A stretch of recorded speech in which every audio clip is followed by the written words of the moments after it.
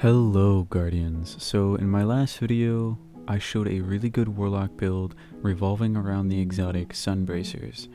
I was in a master loss sector, 30 light under, walking where I please. And in the comments of that video I said if I reached 300 subscribers I would make an in-depth video about the build, and just overnight you guys achieved that.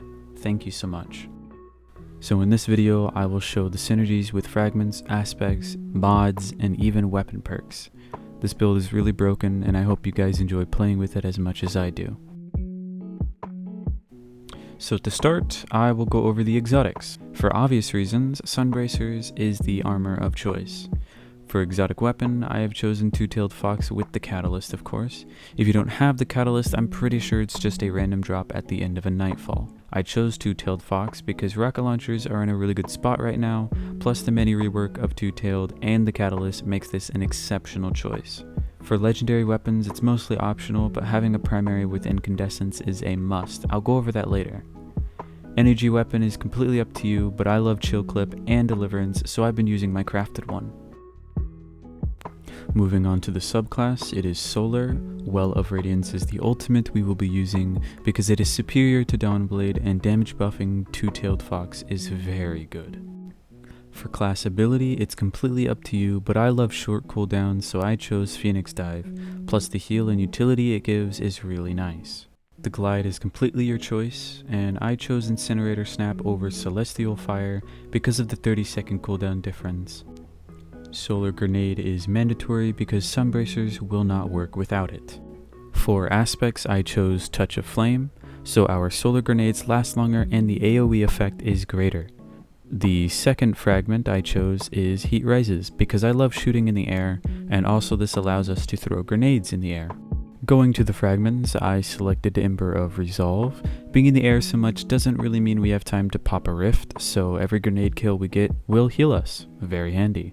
The next fragment is Ember of Ashes, allowing us to apply more scorch stacks that will domino into ignitions, making this build really good for boss damage. Nothing compared to Starfire Protocol, but still pretty good. The next fragment we have is Ember of Searing. Every time we defeat a scorched target, it will give us melee energy.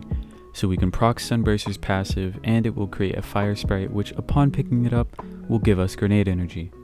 Not to mention the bonus recovery. For the last fragment, we have Ember of Singeing. This will allow Phoenix Dive to be at a significantly lower cooldown when we scorch enemies. As mentioned earlier, Incandescent synergizes very well with this build, especially with these three fragments: Ashes, Searing, and Singed. To proc these three just by affecting things with Incandescent. Now to talk about mods. Of course you're welcome to make your own modifications, but this is what I've chosen that works very well. For the helmet, the mods I chose is 2 Ashes to Asset, so every grenade kill we will get a lot of super energy. And then a heavy ammo finder to get more Two-Tailed Fox ammo. For the gauntlets, I chose Bolstering Detonation and Focusing Strike, so every time we do damage with our grenade and melee, we will get Phoenix Dive back much quicker. For the last mod, I'm sure you could guess it, Firepower. Every kill we get, we will create an orb of power.